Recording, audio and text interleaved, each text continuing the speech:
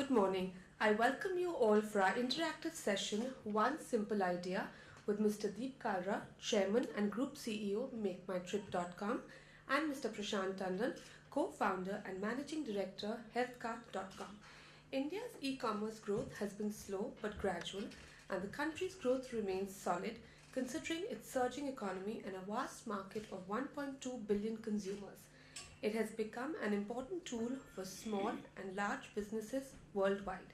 Example, in Russia, e-commerce is projected to reach 30 billion by 2015 and 50 billion by 2020, whereas Brazil is growing and by 2016 is expected to reach 17.3 billion. In India, e-commerce traffic grew about 50% from 26.5 million to 37.5 million in 2011, and much of this was generated from travel sites. E-commerce not only sells to customers but also engages them. Today, we have with us two dynamic leaders in the e-commerce space who took a different path in life. It is a pleasure and honor to welcome Mr. Deep Kalra. Mr. Kalra changed the way Indians plan their holiday and is an entrepreneur everyone wants to learn from. Winning every entrepreneurial accolade there is, Mr. Kalra has steered MakeMyTrip.com to become the largest e-commerce business in the country and the largest travel company in India. Make My Trip is an inspiring story of 2002 crore company which was started by a young 31-year-old way back in 2000. Mr. Deep Kalra, a graduate from the prestigious IIM Ahmedabad, was one who believed in himself. Following his gut instinct, he started his travel e-company focusing on the NRI market, and he made his Indian debut much later in 2005. He identified and filled the gap between demand and supply. Today, it commands an impressive 4% share of the NRI travel business pegged at US $1 billion. It has recorded a 50% growth, a stunning achievement for just one simple idea by a company so young. The dot-com meltdown, the exit of the venture capital, or the effects of 9/11 attacks did not deter the continuation of this vision. By 2004, the turnaround began, and in 2005, he decided to raise funds to finance his growth. SAIF Partners happened. There was no looking back. Again, he decided to go public in the US. It was more work and also would cost more, but was it worth it, and how? The response was tremendous, and the company had in excess of 1 billion collections by the close of the issue. With a clear objective, offering the convenience of online transactions coupled with great value prices, not only did it change the travel industry, inspiring a slew of travel websites, but it also paved the way for the rise of e-commerce in the country. It is also a pleasure to welcome Mr. Prashant Tandon, co-founder and managing director of HealthCart.com, India's premier e-commerce company for fitness, health, wellness and personal care products. Mr. Prashant Tandon is an MBA from Stanford Graduate School of Business and a graduate from the Indian Institute of Technology, Delhi. Prior to HealthCart, Mr. Tandon worked at McKinsey & Company in San Francisco, where he focused primarily on healthcare. A degree from Stanford or Harvard would automatically win tickets for a lucrative job, but Mr. Prashant Tandon decided to do just the opposite. He quit his job along with his friend Sameer Maheshwari to start HealthCart.com, a one-shop online shop for healthcare needs in 2011, which generates revenues worth 2 crores every day. The 15 to 20 billion healthcare market is largely unorganized, with only 3 to 4% of it as an organized player. Both wanted to be a part of this action, an opportunity in the organized sector of healthcare. Possessing compatible skills with no overlapping skills made them into a good and inspiring team, which leads and translates into the company's success. HealthCart has grown from a team comprising of 4 members in March 2011 to 100 plus and aims at becoming India's e-health mega store. HealthCart was formed with the premise to offer effective solutions to health enthusiasts. Today, HealthCart offers India's largest range of genuine health products across categories that include all major brands. A team comprising trained nutritionists, counselors, and product experts help customers in choosing the right product or services through live chats, emails, and phone. I quote Michael Oaksley, leadership in communication is also important. We are now in the age of e-commerce. Thank you.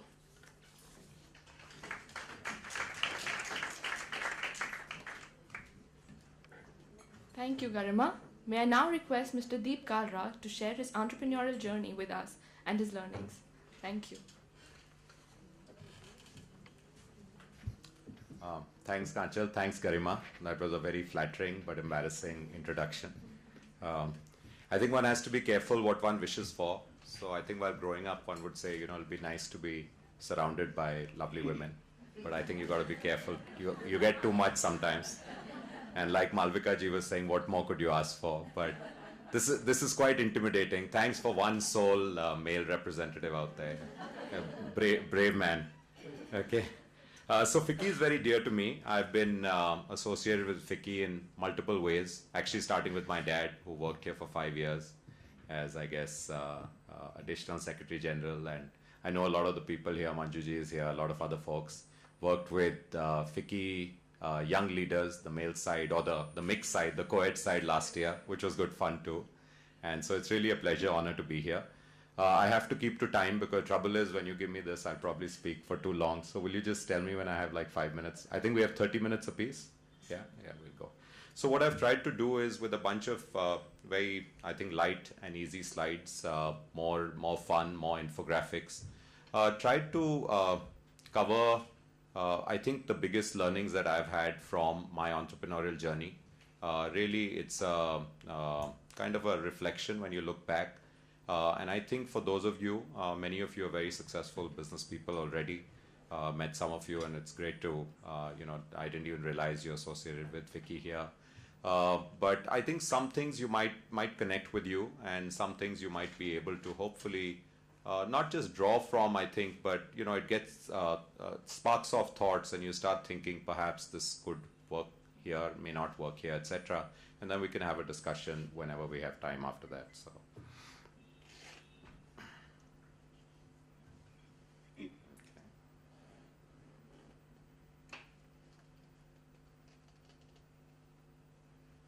One day we will get technology to work when you want it to.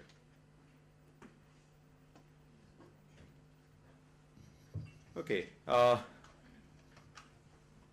It took me 8 years to figure out, 8 years of working life, corporate working life after my MBA to figure out what I really love doing. And I believe for some people it takes even longer.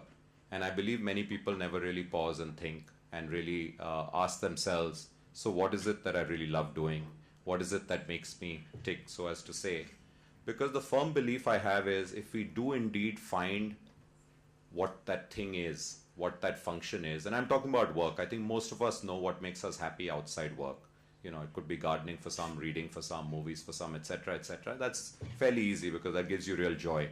At work, and to make it productive, I think you have to figure out sooner than later what is it. Is it, the marketing function? Is it meeting people? Is it finance for some people? For some reason, women and finance, at least in India, is not a common combo. But, some people, some of the best bankers we have in India are actually women. And they love what they're doing. Very often that finance job later becomes a marketing job, and they realize that that's actually what they like doing. They could be selling any product. For some people, it's working for large companies, MNCs. For some people, it's actually starting their own thing. So I worked for 3 large companies before starting my own thing. When I graduated from IIM, I wasn't thinking entrepreneurship at all. I had various options. I did what I think most young folks do when you finish an MBA, which is probably wrong because you need to work some and then go back. And Indian schools are now actually going the US way. A lot of schools now are insisting that you come with work experience. So I became a banker. I worked with ABN AMRO Bank here in Delhi and then for a while in Bombay. It took me 3 years to realize that I don't want to be a banker all my life. After about 2 years, I was clear. In fact, I remember telling my wife, I think I'm going to die on my desk. One day I'll be writing a corporate proposal, a banking proposal, and you'll have to come and pick up my whatever from the office. It was really boring.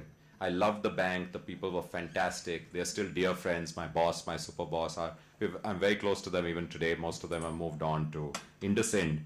And but it was not, I was not cut out for that. In fact, I envy the folks who are still bankers and very happy bankers, but then it's got to be something that you love doing.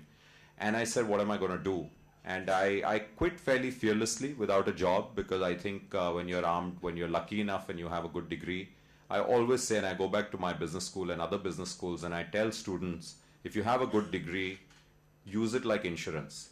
Don't use it like a noose. There's a temptation, you know, it's natural. You look at people around you and you say they're doing so well, and then you get into that trap saying, if I do something else, I might, you know, lose out on that success ladder. I may not become vice president when I'm 28. I may not become whatever EVP by 32. It's very natural. It happens to all of us, especially if you come out of a good school. But you got to break out of that, and you got to use that degree as an insurance policy. What's the worst that can happen? I'm yet to find anyone with a good degree in India not have a job. It just doesn't happen. We have a big demand shortage for good people in India. In the US, in Western economies, I think they're already kind of saturated. So when there's a downturn, good people lose jobs. Also because they actually reach a very high level, and we've all, you know, we all know people who've been out of jobs because they're so highly paid. Actually, fundamentally, that's the reason. If you're on $1 million package, it's very hard to justify that in a downturn. In India, good people will have jobs. So use it as, I think, insurance and get out. So I did something pretty crazy. I joined a company, actually I brought a company to India, but as a job. It was entrepreneurial at best. A company called AMF Bowling. Some of you in Delhi will remember. So I tried to start this whole thing about bowling alleys and family entertainment spaces. Most of my friends thought I've lost my mind. My family was actually kind by not telling me I've gone totally crazy. They did support me, and they said, well, if this makes you happy. So my wife's policy, many of you know her here. So Amrita's policy was just don't come home, you know, unhappy. I mean, do what you want, just be happy, come home, because at the end of the day, what's the point if you're going to be unhappy about what you do? And she obviously had some kind of intrinsic faith that, you know, something will pull through. So for 4 years, I really labored hard to make that happen. And I met every, I think, person in the country who either had land or purported to have land. So in India, half the people purport to have real estate. They don't actually own it, but they, you know, show it around like this is our real estate. And I learned dhanda. So for 4 years, I learned dhanda, because you're meeting these people and you're trying to sell them a project, which is a multi-crore project, and saying this is going to change the way, you know, your retail center works. The trouble was, and it took me a long time to figure out, that we weren't ready because large-scale development, i.e. malls, didn't exist. So this was 95 to 99. Malls weren't there, so people had small spaces. I was trying to sell a 20, 24 lane dream like what you see at Blue Oat today, or those of you who know Bombay at Phoenix Mills. People were putting in 4 lanes. So the magic was never created. We ended up selling more pool tables, which was a byproduct for us, than lanes. But, you know, I didn't want to give up. I think I was very stubborn. I wanted to prove to myself it should happen. And then I fell into the whole thing of I've stopped learning, so I want to work with a big company where I'm learning. So in AMF, the biggest disadvantage was I didn't have a boss here. So I reported to someone in London or in Richmond or in Hong Kong, wherever they thought India fits best. So the learning really suffers. And when you're in your 20s and you're not learning, it is a disturbing thought, because you feel that that is what you're losing out on. So I joined GE Capital. I must say credit to GE and to people like Pramod, who actually gave the chance to someone who had done a very kind of a patchy career till then, 3 years in banking and then 4 years doing this weird thing. But GE always looks for entrepreneurial people. And I got vice president of business development. And I was told by my boss then, a gentleman called Nitin Gupta, that you have to look at new avenues to distribute our consumer finance products. GE Countrywide then, GE Money today. And I said, well, what do you want me to do? And Nitin, I haven't forgotten that expression, looked me straight in the eye, was president of GE Countrywide, and he said, I haven't a clue. He says, if I knew what you were to do, I wouldn't have hired you, and that's GE for you. And at that level, you're thrown in the deep end, and it really teaches you, where he says, listen, the reason we've hired you, and we're paying you, and we're giving you this position is that you better be good enough. So he says, come back, take a month, come back in a month and have a game plan for what we are going to do over the next few years, 2 years, 3 years at GE to roll out consumer finance products with new medium. New media in 99 was fortunately for me the internet. So it was a formal introduction for me to the internet. And as well as, I guess, a couple of informal things changed my whole perception about this new medium. We sold a second-hand car. I sold Amrita Zen, and I remember I got a price which was probably 15,000 rupees higher than what I was getting through all these friends you have in the business, etc., etc. So that's strange, because those friends are well-meaning. But really what was happening was disintermediation. you were going from seller to buyer, and you were cutting out actually two middlemen. Because typically there's a workshop that buys a used car, and there's someone in the middle, and there's a workshop that sells it. So that's how that system works. So it's, okay, maybe that made one think.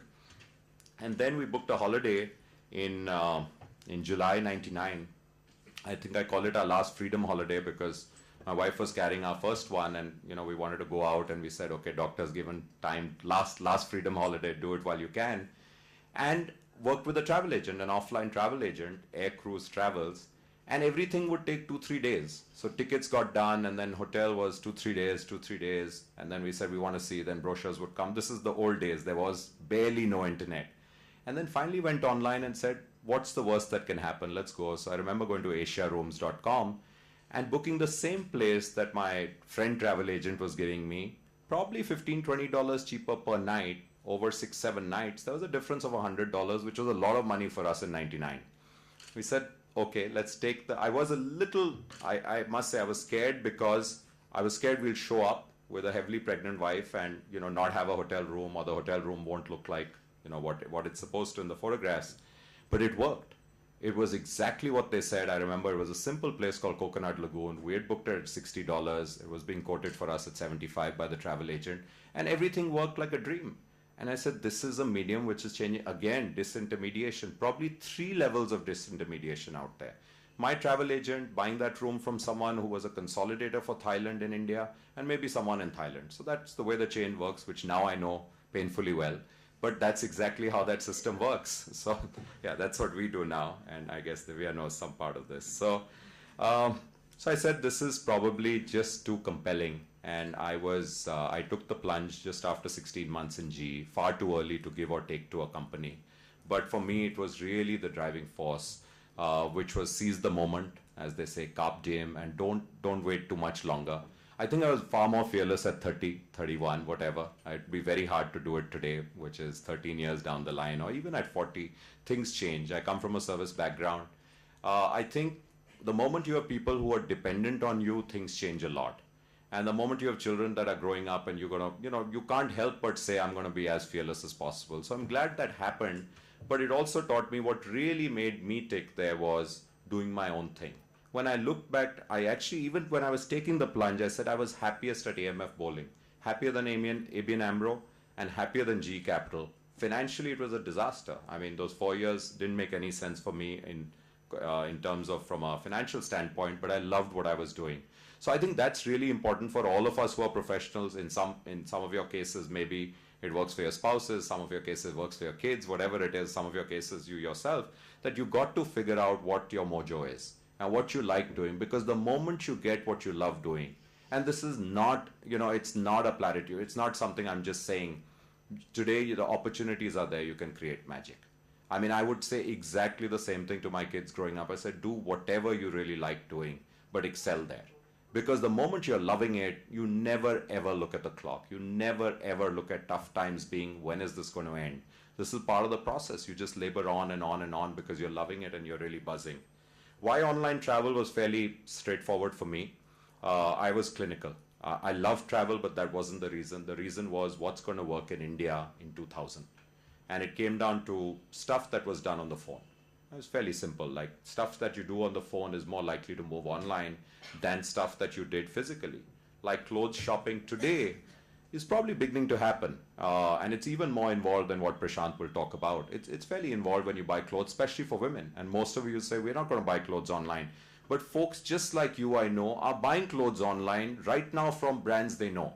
So you're buying clothes online from Macy's, probably because you know it. You're figuring out how to ship it here. You're using all other channels. They'll be here tomorrow shipping to India legally. You're buying other stuff. Men are buying a lot of clothes online. 90% of clothes buy online are men. They're buying a lot of clothes because men, pretty much you know your shirt size, and especially if you're, you want to buy white shirts, you don't want to go and buy white shirts. You buy 6 white shirts, you get done. People are buying suits online. Of course, vendors are now saying, you can fit and you can do this, you can send back. Returns are helping. But at that time, it was clear that stuff that's done on the phone is most likely to move online. Online stockbroking was actually my first plan. And I had a detailed plan for that. And then I had online travel. And really the latter was more about, this is something that an individual can promote, own, etc. versus online stockbroking, which seemed to be an FI play. It seemed to be a financial institution's play, and the individual would be a secondary to it. And I think time has kindly probably shown that. We have ICICI Direct, which is fantastic. We had Charles Schwab Online, which was my motivator there. And I think that was really why travel. I think there's a fine line between resilience and stubbornness. So in AMF, I was pure stubborn.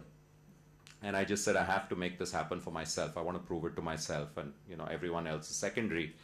But in Make My Trip, we had some very dark years. So 2001 to 2003, and I think Garima alluded to that, were really dark years for us. We went through 9/11, we went through a dot-com bust, we went through SARS, and really no one was buying travel online. There was no funding going on, nothing else. And I think what kept us going was a mix of this whole resilience, stubbornness. Actually, only hindsight tells you, were you resilient or were you stubborn?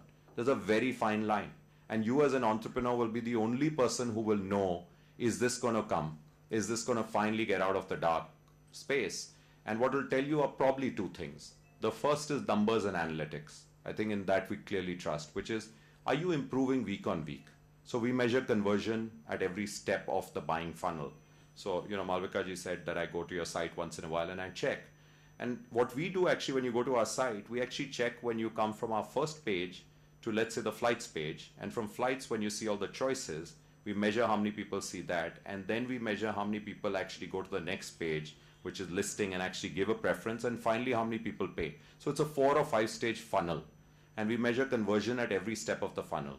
And it's critical, and all businesses do that. So it's not just us. Amazon does that. I'm sure HealthCart does that. It's just being analytical. But what it tells you is when you compare one day over the same day last week, so typically week on week, because days make a difference. You can't compare Monday with Sunday. It'll always be better. Similarly, you can't do Saturday with Friday. But when you compare Monday this week with Monday last week, barring any holidays, etc., you will know if you're improving. So what tells you if you're improving are these incremental tiny changes on a W on W basis. So week on week basis, if you're improving, means you're onto something. So that's one thing which will tell you if you're getting better. The second thing is gut and nothing else. And I think for every entrepreneur, for every business person, nothing can replace that. And only you will know it. You'll know it inside your gut that here you're onto something. You're onto something, things are improving, you can feel it. Your customers are spending more time on your site. That's a huge one. So we actually measure how much time customers spend, how many pages they see, and conversion. And that's the beauty of our medium. You can measure, the heck out of anything. You can test and target anything. You can put a new version of your site out, which we're doing all the time, and we're testing conversion on that site versus old site. And that's awesome, because for anyone else to do it offline, think about Hindustan Levers or P&G, when they launch a new product, and every time they're coming out with new products, they typically go to cities, and oftentimes it's Pune and Vizag and Kakinada, and these are the typical cities they go and test with. But you're never getting a perfect test, because how do you compare that city with what's going to happen in Delhi or Bombay? Also, things change, times change. Ceteris paribus is everything staying the same. And it only stays the same when you can measure at the same point of time. So these are two things which will tell you. And finally, I think it's really useful to have lasting inspirations. I got mine from Southwest. Southwest is an amazing example. It's probably the only airline in the world which has been profitable for 32 quarters in a row. It's a low-cost airline set up by two lawyers, actually, and they broke the whole paradigm. They chose the secondary airport in every city. So imagine in our city if Safdarjung was up and running. So they would choose Safdarjung to fly to Juhu in Bombay if they were up and running. And the US afforded this kind of thing. And they broke the paradigm, and they said, we'll go, point to point, and we won't necessarily go for the big route. So Delhi Bombay would not be their route. They would go, I think their first route was probably Austin in Texas and some other place. They'd done their analytics, and they said there's enough demand from this city to this city, but people are taken through another city, hub and spoke. So let's not do that. So they did their homework and they launched a great airline. But what was inspirational is that they empowered the front line. So an air hostess, if she spilled coffee on you, was empowered there and then to give you a $50 or $100 coupon there and then. No questions asked, didn't have to go to, Bursa or to the pilot or whatever, just there and then, really sorry sir, turbulence, and here it is for your dry cleaning or whatever. If someone made a mess of your booking on the phone, they could make it up very quickly. That empowerment of frontline is a heady thing for the people who work for you. And it was very inspiring for me. If we could tell our people who were on the phone that, hey, you've got 2,000 rupees to play with. It doesn't matter. You figure out, if you want to discount or not. Now we're away from discounting, but you just empower your frontline staff. They want to work with you rather than work somewhere else. It's the exact opposite of what happens at McDonald's, because McDonald's is a factory, and that's a great factory, but you can't deviate. But if you can deviate, then people love working for you because it's a far more thrilling, empowering feeling. Jeff Bezos, the founder of Amazon, is probably the most inspirational figure. And so was Steve Jobs in a different way. But for the online world, it's really these, and just no amount of how much you read about them can help you and your own companies, I think, go up. So here's a really cool slide. Anyone seen this before? Okay, so it's I guess it's visible to everyone. So this was a famous cola drink launching their product in a new market. And guess what happened? This is what they put up on a big billboard, what we call hoardings here. So we put up on a big billboard, and guess what happened? So their product totally bombed. And the reason they bombed was because they launched in a Middle East country where they speak and write Arabic, and they read exactly. They read from right to left. So if you're reading from right to left, and maybe this is an urban legend, but I'm just trying to make the point, if you don't read your market correctly, and people do this all the time, you get into a new market saying, it'll be the same, yeah, how can it be different? Markets are fundamentally different. Even though Bezos says everyone online behaves in the same manner, price is the most important, it's true. But there are fundamental differences in markets, and we saw that between the NRI market and the India market. Very different markets, and we had to really understand the markets. So I think 2 great times we read the market right. One was when to stop marketing in India. So in 2000 when we actually launched an India offering and a US-India NRI offering. We stopped marketing in India because no one was buying. There were lots of lookers, very few bookers. People were coming on, they were checking, they were seeing everything, and they were going offline. They weren't ready to drop their credit card online way back in 2000. Things weren't ready. So I think the smartest decision was December 31st, 2000, we just stopped spending any money in India. Kept the site alive, no marketing in India. As you know, in our businesses, marketing is a huge part of the cost. We might make, we might be $1 billion business today, and we might make 600 crores in revenues or in commissions, but we spend 100 crores in marketing. It's that important. It's 16 to 20% of our business, and it's coming down. There was a time it was 33%, and that's a whole different discussion, but that's the model. Amazon barely makes money today, even at this level. So it's really important that you get it right. The second time we got it right, I think, was when we started marketing in India. So restarted in 2005. Why? Because low-cost carriers had come, and they presented a really good opportunity for us to use technology to pull the content from low-cost carriers. So when you went on and you said, I want to go Delhi-Bombay, and you put in Delhi-Bombay, not only did we get you the full-service carrier, which your travel agent also sold you, we pulled through real-time technology all the results from low-cost carriers, got them all together and presented them to you in milliseconds, which is what made the proposition very powerful. So fundamentally, when we launched in India, we shifted power from travel agent to consumer. And that's the reason why it clicked. Because till then, we were always dependent on our travel agent. We said, idhar se idhar jana hai, and the travel agent said, jet pe chale jao, Sahara pe chale jao, this thing. And you said, but I want to go on Air Deccan because I'm seeing that 100 rupee fare. I mean, why can't I go on that? Nahi, wahan ye hota hai, wo hota hai. They tried that for a while. We said, here there is, each and every fare is there for you. Book whatever you like. If you want to give 1,000 rupee premium and fly now non-existent Kingfisher, you paid 1,000 rupee premium. If you wanted to save 1,000 rupee and you want to go on SpiceJet, you can do that today. But you know what it's a very informed decision. So power has shifted to consumer, which again is the game changer really in the online world. Full transparency, full choice, and power in the consumer's hand. One of the big learnings I've had from Make My Trip has definitely been around building the team and hiring. So as David Ogilvy said, and is that legible at the last row? Can you read that? So, okay, I won't repeat that, but it's so true. We're all tempted to go ahead and hire people who will look up to us in every way. And typically are smaller than us, meaning we say, I'm hiring someone who will work for me. We rarely hire people who are actually better than us in at least a couple of respects, definitely in what they're doing. So if I'm hiring a CFO and I don't get someone who's better than me in finance, it's a waste of a job. If I'm hiring actually a CMO is a better example, a marketing, chief of marketing. If I hire someone who's not better than me in marketing, what's the point? I might as well just have a go-to person out there, a manager or whatever else we want to call the person, because I think I'm better in marketing. So actually, as an entrepreneur, one should be fearless. I understand in big companies where people don't hire people who are better than them because it's insecurity, right? You're saying that person will eventually take my job kind of thing. And good companies have made a system where you won't lose your job. You'll do something else because you're a good manager. But as an entrepreneur, when you don't hire people better than you, that's a big opportunity loss. Prashant was sharing with me before, they've hired a high-class CTO from one of the best companies in the world, and I think he'll talk about that. And that's the way that company will grow, because that talent doesn't exist in India. And this is talent which is, out of the company that made Farmville. I assume I can talk about this, Prashant, sorry. Yeah. So that will change the company dramatically, because that's what you need. Our companies are made of really technology, product, online marketing. The rest is all support functions. That's all it is. They're very simple in a way, but everyone has to be analytical. So I think we have to be very open. And for me, the biggest learning has been hiring great people around me. That's the reason one can sleep easily. That's the one reason one can take holidays. That's the reason I can be here just having fun while people are working back there. You can do all of this stuff only if you have a team. But they're control freaks. I have friends who will not let go. There'll be, everything. I'll hire people, but I'm going to be controlling everything. They are there. They will go for meetings, but they have to duck out of a meeting and call boss and say, can we do this deal?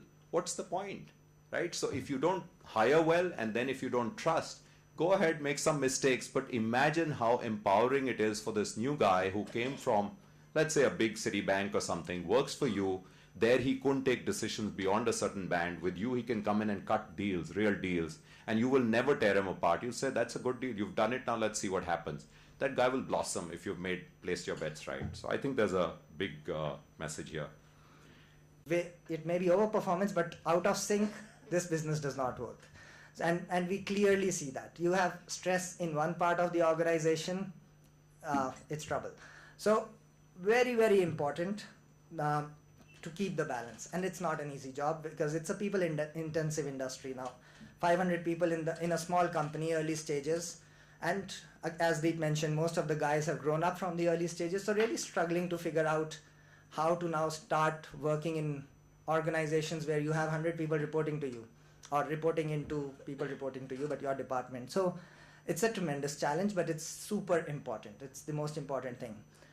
And I think with that goes the slight discussion around culture, which cannot be overstated.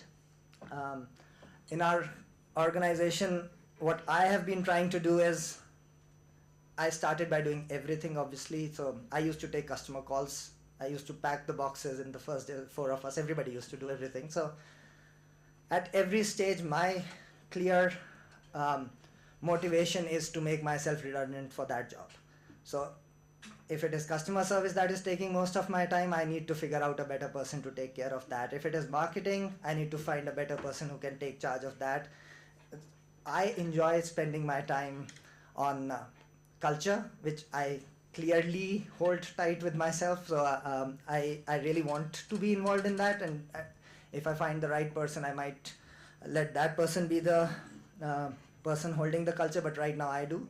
And second thing that I really want to focus my energies on is what next? Where do we see ourselves 5 years from now? So, and I think it's super important to get the right people on board, develop them, show them that they are being developed. They should feel the development happen, and a lot of them do. And it's also very, very fulfilling when you see that people getting charged, getting really motivated, and you have extra time. You can go out for conferences, dinners, anything. And that's possible only after you have people who can really, really take charge of their departments. So as Deep mentioned, we just got the guy who was running Farmville for Zynga. That's $1 billion plus game, the largest game the planet has seen, and one of the most engaging games that have ever been created. You can love it or hate it, but the fact is that a lot of people spent a lot of time just growing their farms and trees and all that stuff. And we really felt that if we are to go to the next level, we have to take step changes. We have to get people who have seen it, who can we can't even visualize things at that level right now. They had 30 million concurrent players of the game at any point in time. So 30 million people playing your game, it's a huge nightmare and a challenge to just even fathom how that thing works, because how do you set up your analytics to measure what is right for all those 30 million people? How do you keep your infrastructure up? How do you manage that entire process? And this guy Gaurav joined as the director for engineering, and now he's then ended up running the business. Good for us that India was calling him back. He wanted to be close to family, and it just worked. So, but in a nutshell, I think the important thing is you need high quality people, and you need to look at them as people who are better than you, who can take it farther than you can, and you can focus on what you are good at. In my case, it will be again organization culture. It will be looking at what will health card look like 5 years, 10 years down, because I think we are clearly in it for the long haul. It's a hard grind. It's all about details. It's unbelievable the level of detail you have to go into. Every single metric, and I think we track more than 100 metrics. There are obviously some more important than the others. Every department would have their metrics. Every 2 hours I get a mail on around 10 of those metrics, how we are performing. Every 2 hours we get a very detailed report of how we were doing. And actually we don't do it week on week. We do it 4 week to 4 week cycle, because in our business there's a cyclicality in the month of purchase. So the first week when people get their money in the pocket, they get their salaries, you see a spike. And then towards the end of the month, some companies actually disburse salaries by 25th, it seems, because last 5 days again you see a spike. So we compare the first week to the first week, first Monday to the first Monday, and it's absolutely critical, because you need to know you're growing hour by hour, day by day, week by week. And it's more of a data analytics business than actually anything, and that's what a lot of people don't realize. One thinks of e-commerce as a website, and we'll put up a website and sales start happening. Quite doesn't work that way, and it is a very, very deeply people intensive, analytics intensive, and operations intensive. Sorry, it's a that way a complex business, and cannot be done by a person, especially as you grow in scale, especially as after the first 100, 200 people in the team, you just stop recognizing new faces in the office. You just cannot pull it through if you are, and also because every day a couple of thousand transactions are happening, and those transactions are with your customers, with your suppliers, with your service providers, with your vendors, and you have to manage, and these are interstate, transnation, or international, all kinds of transactions are happening. You have to have systems, processes, people who can take care of just how to manage this complexity, because a lot of money moving around on a daily basis that has to be tracked. And I think super important, you have to provide real value. You need to know what is, at the end of the day, your simple idea. What are you trying to provide? So in our case, we believe it is authentic products that we make accessible to people across the country. Now, as of now, we feel that is a compelling value, and that is something that drives us. So of course, we would never compromise on the authenticity. So we refuse to work with players who are not authorized with the brand. We only work with the brands or their authorized distributors or representatives.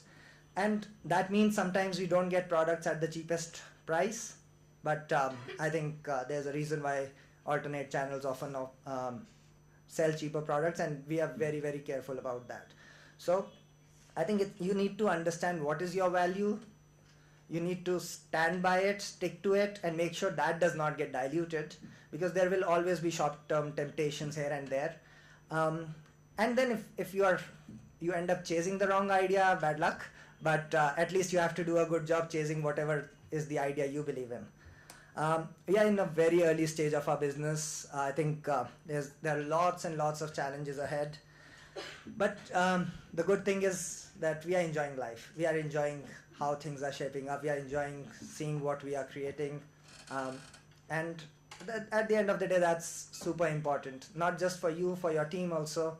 It should be fun. If it is not fun, then very soon people will start moving out, because anyway you're not paying the best. You're keeping people there because they're having fun. They like being there. So interesting. Today's world, how I see it's amazing things are happening right now. So every 2 days we are creating as much information as we did from the dawn of civilization until 2003. So recorded information every 2 days. So it's a data proliferation like never before, unprecedented. You know more about everybody, how they think. I think a good data analyst will know more about how you individually think than you would even know, because they'll also know how you actually behave, and how you actually, what kind of things you see, what kind of reactions you do. The data proliferation has changed the way our world works. It's connected like never before. India also, I think, is not too far behind. 100 million internet users in the first 10 years, 2000 to 2010. And then 3 years to get the next 100 million. So today it's at 205 million internet users, growing super fast. More than half of them on mobile now. And mobile is changing the game completely. E-retail in India grew from, it was 2 billion in 2012. It's expected to be 16 billion by 2017. And it is still just scratching the surface if you look at China or the US. China today stands at 213 billion and US at 225 billion. So these are big numbers, and these are 2012 numbers, so they are already way beyond those numbers. Of course, India-China comparison is always one does, and I think it is very unfair to have that comparison right now, but the headroom is actually very significant. And if hopefully India keeps growing fast and that gap keeps getting narrower and narrower, I think the market will be very big, very fast. And China actually saw that happen. China was a $2 billion market in like 2004, 2005. So it just exploded. It just grew like nothing else. And India is expected next year at this time, December 2014 is the projection. India will be the second largest internet community in the world. It will overtake the US, and China will continue to be the number one. So now the world is changing like never before. Internet is actually changing so many businesses or so many ways of doing business that people really need to start reimagining how the world will look in the next 4 or 5 years, because technology development is faster than ever before. So another Wayne Gretzky quote that I really like. So some people skate to the puck, I skate to where the puck is going to be. So I think it's important to look ahead, to anticipate, to place your bets, stay true to it, and good things happen. Also a few lessons on entrepreneurship. I think with the changing world, opportunities are being created every day. Every industry we know is getting reimagined as we speak. I think education, healthcare are going for a significant overhaul in the next 5 years. And there will be major disruption. And earlier it used to be that disruption would be over a period of 10 years or 20 years. So NASDAQ in the 70s and NASDAQ today has, I think, only 3 common companies left. Rest have all vanished. So the top 30 basically. So there's a complete change, but it took 20-30 years for that to happen. Now it's happening super fast. In the initial phase of the internet, when MySpace was the next big thing, and then it vanished, then now it's Facebook. Snapchat is gaining some interesting reports right now. Like, nobody knows what's going to happen because things are changing. And the technology is changing, and if you do not move as fast as the technology is moving, or as the technology is moving, you need to be paranoid. There's always a chance that, and I share that fear, that a person dedicated to mobile, which is the platform of the future without doubt, can clearly create new ways of shopping that e-commerce players may not really be able to do. And interestingly, right now 27% of our traffic and 16% of our transactions are mobile. and that's a big number. Um, People are using mobile so much more than ever before, and they will. It's only going up. And from as per Google, 53% of search is on mobile right now, 47 on the desktop. So you know where it's headed. So I think the second point is very important. Persistence pays. To get to that one single idea, that one simple idea that is going to work, you really need to immerse yourself into something and understand that dynamic.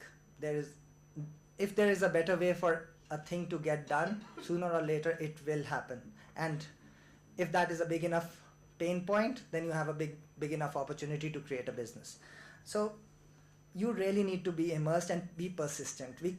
There was a strong temptation to give up and either go back to the US or get a decent job out here when our first venture was just not working. I think, but we were seeing that, okay, potentially there is another opportunity. So we did a pilot. Pilot told us that, okay, this sounds fine. Go ahead and try it out. So seems to be, it's super important. And I think unless there's the corollary, which is unless you really get immersed, sitting from outside, getting that real simple working idea is extremely difficult, and almost I think then you are playing against very tough odds. And playing for luck. So very, very important to stick to the idea that you believe in. Take it the full course. Then it doesn't work. That's fine. And again, long-term risk, I feel in entrepreneurship is generally overstated. At least, I'll be honest, for me at least, initially going in there was apprehension, but very soon after we got here, we knew that if this doesn't work, there are anyway way too many opportunities out in the market. We've built some really cool and great skills that nobody else has. It's probably, and I think everyone is relearning, and you are learning an industry that nobody else knows better than you because you are immersed in it. It's overstated how right now around 25 people in my company in mid-management to top management are on their second or third startup. So they are all people whose first venture did not pan out. I love having people with that mindset and then help and see them grow. And it's a lot of fun when they come back and tell you that we spent 2 years in a 5-person company and never were able to get this kind of excitement going, and now finally I have full energy, power, and I'm really loving what I'm creating, and now I'm running these many crores business. So it's very interesting too, and it's important. And I think in the early stages also you have to be humility is super important. You have to take every help you can get. You have to hustle. You have to go and talk to whoever you may need to talk. Take money when you need it.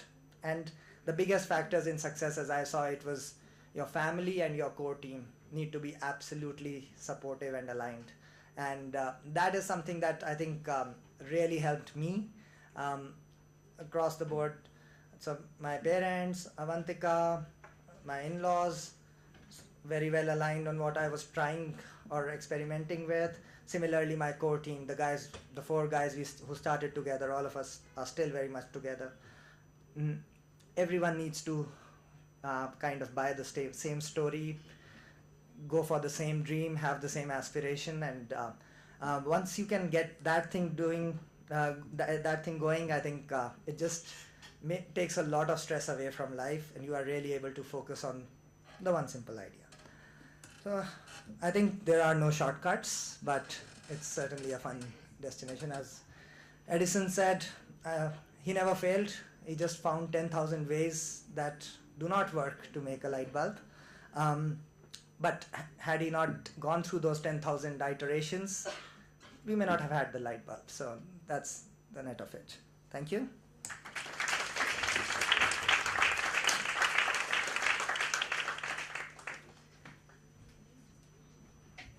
Thank you, Prashant, for sharing your inspiring journey. I would now like to open the floor to questions. Kindly keep your questions brief. Yeah. Me? Do you think, hi guys, it was really very, very enlightening and very interesting. Do you think one of the key reasons why e-commerce is not picking up in India so much because we're still a little hesitant to use our credit cards? And I mean, there's just too many hassles. Every time I go online, is this pin and that didn't work, and so it's just so much easier to stop your car, buy the thing, and get back. So I think one innovation that at least the e-retail has done is cash on delivery. So you can actually just go for a simple, straightforward checkout. But I think the bigger point is it is up to the e-commerce companies. It's up to us to make our product so simple, straightforward that you do not feel going to a shop is actually easier. So it's a little bit of product maturity. We are still in very early stages of the game. We are still learning. But the fact is, if you look at the developed markets or the product that Amazon has in the US, I think the technology is evolving. The companies have to learn fast, and they have to make sure that the consumer really feels this is the easiest, simplest, least friction method. So are we there yet? I think it's an ongoing journey, and we have started with the simpler thing, which is offer cash on delivery, that you just pay cash when it comes to your home. But on the product side, I think you will see a lot of change, and things will certainly get better. So I'm optimistic. And Deep, you should share your thoughts, since yours is all prepaid. I'd love to. I think there is a bit of a mindset, and we still meet a lot of people who feel that it's risky to pay online, or in your case, I think you're saying it's cumbersome. So I do a lot of online shopping besides online travel, and I buy stuff from actually quite a few guys all the time. I'm also testing out and trying out, etc. I bought from Healthcart. I'll buy a lot from Flipkart and Myntra and Zovi and Pepperfry and various other things, because I just find it really painful to go out and shop. So it's either airports for me or online. So it's amazing how much easier it's got. And I do COD because it's just faster. Also with a new vendor, I'll do COD a lot. So I don't know the new vendors. Like Pepperfry is the first time I'm trying to buy something from them. I'll do COD. I'll come to office. I'll give my admin's number and this thing. So that's one way of figuring it out. But Flipkart is a good example of a very evolved Indian company. I think it works really fast, really well. Amazon has got one-click checkout. We took a leaf out of their book and we did something called InstaBook. And InstaBook is one click and out for a regular user. So if you're a regular user, you just know exactly what you want. You want to buy a flight ticket or a hotel, and boom, boom, boom, you're done. You literally don't want to spend any time going through. So there's a lot of evolution going on. I think Prashant's bang on, and I think it's going to get easier and easier. But there's a danger. So the danger is we as an industry don't want to lose consumers like you who tried it in the early days and said it's too cumbersome. So like that PIN thing came up, right? I call it the PIN thing because everyone in consumer research is saying that PIN thing, which is true. Now that PIN thing actually makes your transaction really safe. So India's got one of the lowest levels of fraud in the world. It's because we insist. So 2.5 years ago, we insisted, or the government made this rule, RBI, that you have to give this other PIN, which is not on your card, it's not on your statement, it's with you somewhere, it's a code. It's now safer than using an ATM, because ATM was only a plastic and a 4-digit PIN. This has got one more layer, so the second factor of authentication actually makes things much safer. So I think there is a little bit of a price sometime to pay, but if you get onto a regular book and you say one click and check out, you can make it faster. So, apps on mobile phones is a great way to beat the system. So once you download an app, you don't have to pre-fill anything all over again. It's one click. You don't even have to type in healthcart.com or makemytrip.com, whatever. It's one click and you're there. Your preferences are saved. If you're a regular Bombay flyer, Delhi, Bombay, Bombay, Delhi is saved. If you're a regular stayer in, let's say, Oberoi's, that's saved. If you want a car from Uber or whatever else, that's saved. So things are making it like much easier than definitely, I think, trying to do it in the offline world, except for some purchases. I mean, and then there's a whole different debate of why women shop. So I don't even think it's, so that's a different, but utilitarian items, I think, will go online very fast, I think, yeah. Sorry, so yours is probably all paper product, what you are selling. Virtual, yeah. But Healthcart, how do you handle logistics? I mean, I sell my products online as well. And I got a really long email from a client recently. She ordered and She's within Delhi. We sell through your site as well. Sure. My company is called Nourish Organic, and we of course, sell our of products course. through you. So the product didn't reach her. It was 1 week, and I got a really long email. She was so dissatisfied. Then my company said that the courier guy didn't pick it up. He left it here. This happened, that happened. So we're just constantly changing courier companies. Right. So I think it is an industry in evolution, and a lot of experiments are being done as we speak. Even the courier companies are evolving, and there are certainly good ones and not so good ones. So now at our back end, we are again we do make a lot of mistakes still, but the most important thing is what do you learn from that right now. So what we saw, or what we have in the back end, is a detailed list of every zip code in the country and which courier performs in which way on that, based on once you start having critical data that 100 orders went to that pin code, you know that okay, Blue Dart did better than DTDC, or Safe Express was the best, or our own internal courier service was the best. So we kind of built in those analytics to improve. I think it's a lot better than it was 2 years back. It is still not where it needs to be or where we would like it to be. However, it's one of those things. An industry in evolution with so many moving parts will take a little bit of time and a little bit of effort. So what a few companies like us have started doing is, in the metros at least, we are running our own logistics. We don't want to do it, but it becomes critical at some point in time because customer service is super important. We are just waiting for the courier companies to shape up so we don't have to deal with that part of the business. But as of now, we are running it. I have a question. So basically, we agree with the point. A great simple idea is what makes a successful company, and you substantiate both of you by saying that it's employees, it's people, it's your team, which is most critical. What is the correct time to offer ESOPs in a company, in a young startup? Happy to take that. Yeah, it's definitely people in our businesses because it's it's all out there, and it's not really, you don't have a Coke formula, you don't have a lead like, let's say, Toyota's cracked a great car which is going to be a bestseller for decades. You don't have any of that. It's really the idea is evolving so fast. I'd actually say earlier than later. We actually did this in the early days. 2000, 2001, we actually did an ESOP scheme. What is a risk is that you sometimes give away too much. So what I would advocate heavily is create a pool. You create, let's say, a 5% pool or 10% pool, but be skimpy in giving it out, and also have rewards which are linked to performance, not tenure. So you would not introduce it immediately, but in 2 years' time, because you don't know who's staying. So the way to do that is actually in the scheme itself. Like we have what we call a back-ended plan. So we have a plan which runs 10, 20, 30, 40.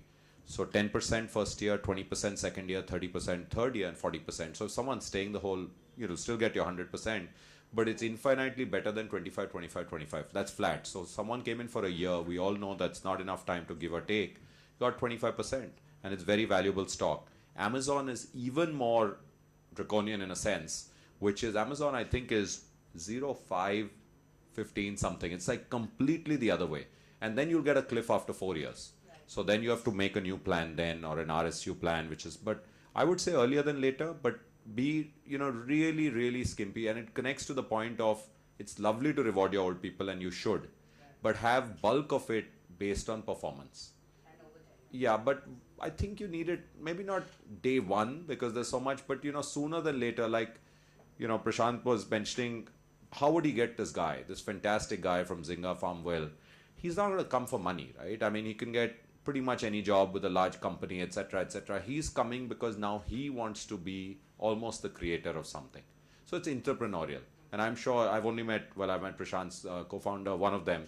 I'm sure it's the kind of company where a guy comes in, he meets these guys, looks at the pedigree, he says, A, these guys get it, and B, I'm getting a chance to do something where none of them are really great technologists. I mean, they could be good product guys. That's probably true. So he's coming in technically, almost like a co-creator, a little later down the line. Stock is the only answer. So you say, I'll give it sweat and toil, I'll give it everything, but if this company becomes the big company that we want it to and eventually gets an exit, then I want to make sure that that takes care of all the opportunity costs that I might have by taking another job. So that's really what it is, deferred gratification. But you can't get top quality talent. In fact, I'll just like to labor a bit on this. We often test people about how serious and how excited they are about the company by tweaking this third component. So first component is your fixed. So in our company, it's typically 70% fixed, 30% variable. So if you're on a, let's say, a 1 crore package, it'll be 70-30 or whatever. And then you have an ESOP.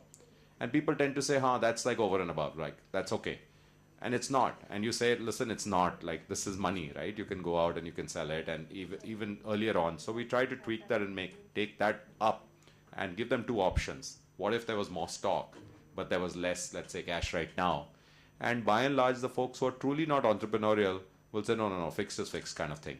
So it's a good test to get the headset of someone you still may or may not take. But if you have people who are very, very confident of themselves, they'll never worry about variable, because they're actually saying that variable, I'm going to get 80% of that variable. There's no reason I won't get it. And that's confidence. Why won't I get it? I've always done well. Yeah. So, but the people who are not are saying, but what is the policy? Can you give me a guarantee, a minimum of fail safe on that variable? It's not a variable. So, yeah, that happens all the time, right? The second question I wanted to ask was that you really talk about the importance of a degree and a good school, and that's your insurance. So before I went to B-school, I felt that I was more ready to take risk and take a challenge. But after B-school, you suddenly talk about exits and valuations and scaling up. So sometimes it's it's more innovative than you just suddenly start thinking in a more structured manner. So how good is it for an entrepreneur versus, it's great when you're getting a job, you think in a structured manner. But sometimes I feel as an entrepreneur, gut is very, very important. And, when you suddenly have this business degree backing you, you're just wondering, what if, 5 years down and 3 years down and 10 years down, when do I get money in? When do I exit out? When do I scale I'll up? just say one line, and then I think we become too analytical for our own good. Yeah. And I don't think the best the best entrepreneurs in the world, forget MBAs, they barely were graduates. Yeah. So there's something to that, right? You got to think about that. But I'm sure Prashant has something to add. Not very different views on that. I think if you're really swinging for the fences, you see very few MBAs who actually end up doing that. Having said that, I think I had a great time in business school, and a lot of I would still do it again. But I think in terms, and you do learn a lot of aspects, and in my case, it was also the exposure to entrepreneurship only happened in business school, because when I went in 2005, it just the space here was very underdeveloped, or I wasn't exposed enough to it. So I think also depends on the kind of business you are in. Technology, internet space, certainly I think a very passionate, very driven, very creative technology guy is way more useful, or more, I think the odds are on that person succeeding as against an entrepreneur. When it is a more operations heavy, people heavy, kind of an intense industry kind of a setup, I just feel it sometimes helps to have at least a little experience. And I may be wrong completely on that, because a lot of people have proved it otherwise, but I just feel a little more comfortable that I have some work experience in the past. I have dealt with certain kinds of HR situations at various stages early in the corporate life. MBA is just a part of that journey. So just you see examples of both kinds. I think in the scaling up, I found my MBA as well as the work experience, actually more work experience. Again, MBA is a great time also. And it's a great place for networks. So even if you go to really good schools and you get lucky enough to go through, you learn a lot and etc. And the networks is fantastic. But some of these things you apply much later. So Prashant's spot on in saying, the operational aspects, the scale up. Also, I think it helps you in hiring in a very intangible manner. People like to work for people who, probably have. So they are more bothered about the kind of degrees that you have. So that's really important, because when you want to attract really good talent, that's in India, it's very important. Yeah, just a quick question here. As we're short on time, please. Yes, it will be very short. Just wanted to know, when you started out your ventures, how did you raise money? Was it from your personal funds, or was it from family, or was it a combination? Because there's so many ways, and because during back in the day, there weren't so many now the power of idea type of programs available, or angels, that you have nowadays. You want to go? Yeah. Okay. I guess he's saying age before. Experience before. And Right. So actually a mix of everything, yeah. So in the early days, actually got some funding in 2000, and before I knew it, it actually was pulled out also. So by default, I don't think I would have taken the plunge without what I got from a firm called eVentures, again, way back in the day in 2000. And they were ready to fund a guy with a business plan at that time, I think. But they pulled out actually almost half the money they put in. They put in 2 million, they pulled out 1 million because their fund imploded in the dot-com bust. So News Corp and SoftBank, they wanted to pull out money, and the choice was either to keep 3 months kind of salary to everyone, pack up and go back to your corporate jobs. And those were those dark ages I didn't want to labor on there. The best of times in a sense. So at that point of time, I had to buy back with whatever I had. I think my wife is still trying to figure out how I took all her money also and everything. But so I did use whatever I had. And then, like, a great story is about early stage. So I was foolish enough to start alone. And then I had 2 early stage guys who were really good. And they were putting in so much into the business as much as me. And when the time came to buy back equity on a distressed valuation, and we did that, they didn't have the money. So we actually made a system where they could actually forego X percentage of their monthly comp and get that. And I went 18 months without comp, but then I also got a swap into equity for that. So that makes, that's the only way it works. So I think that's when the rubber hit the road.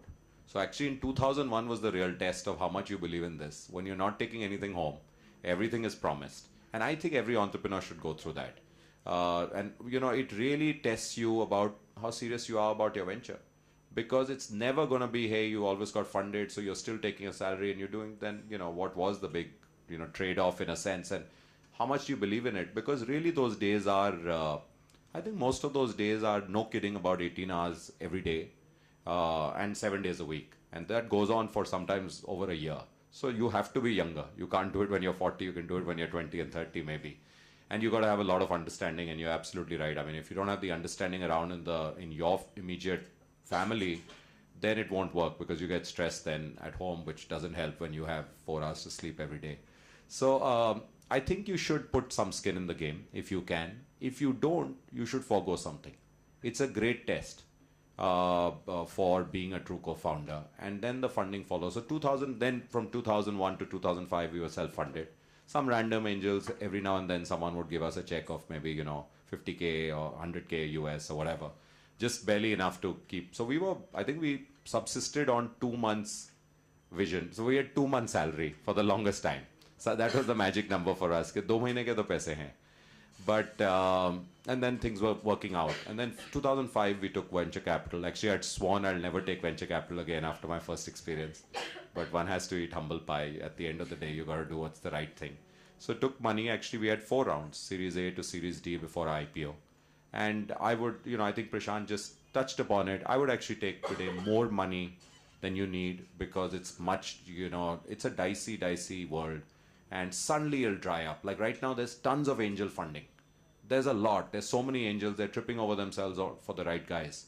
But the big chasm is actually between Series A and Series B, because then they're seeing how you're scaling up. If you're not scaling up hard enough, you're left cold. So mortality has shifted to early stage to, a little later to Series A. There's a lot of mortality there.